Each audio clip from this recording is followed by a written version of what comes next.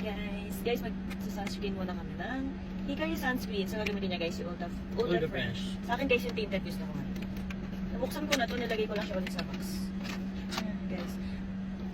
Effect, ayan na. Ganda niya sa akin. Init. Bango? Bango. Oo nga, bango niya. Ganyan ang tamang pagsa-sunscreen dapat yun yung partner ka.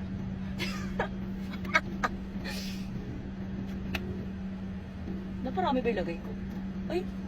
Ang sa akin na yan. Okay lang yan para kahit matulog ka sa akin. Okay.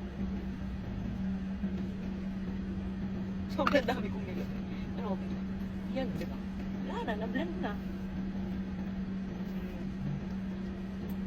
Di ba? Nakaka-fresh. Yung mga lalaki ulit, di sanay mag-sunscreen. Fresh air. Fresh. Nasaan na siya?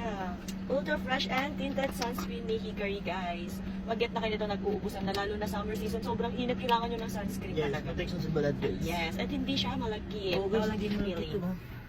Perfect din siya sa mga sensitive Hindi ako marunong mag-ganun. Ayun na. Bulong ka to sa hilamos. Hilamos na ba? Hindi. Hindi lang. Okay lang, at least. Protected ang skin. Oh, fresh ko! Oh, effect, guys. Effect ang Hikari sunscreen. Kaya mag-get na kayo.